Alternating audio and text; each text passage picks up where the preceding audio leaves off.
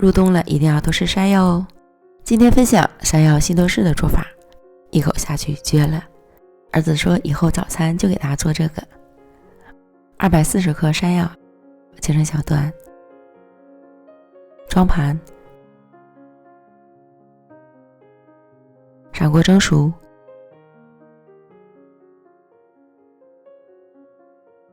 将蒸熟的山药控进多余的水分，倒入碗里，趁热压成细腻的泥。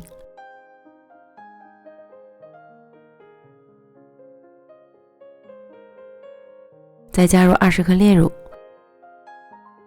10克奶粉、20克蔓越莓干，翻拌均匀。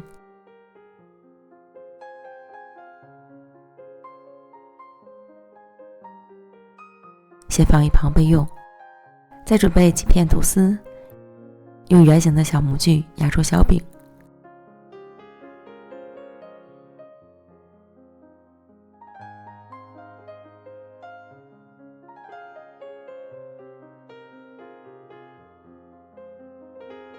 看，非常可爱。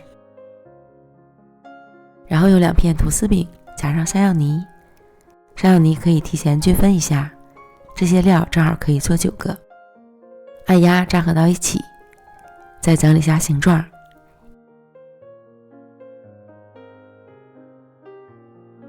依次将剩下的全部都做完，再裹上一层鸡蛋液，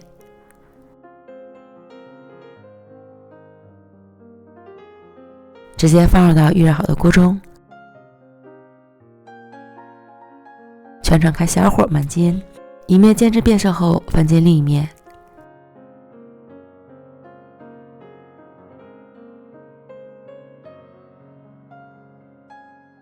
另一面煎至上色，再将边缘煎一煎。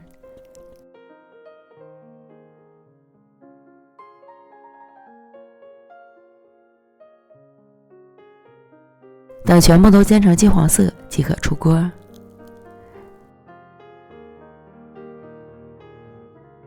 巨香巨好吃的山药西多士，吐司焦香，山药口感细腻绵密，还有酸甜的蔓越莓干，一口下去真是绝了。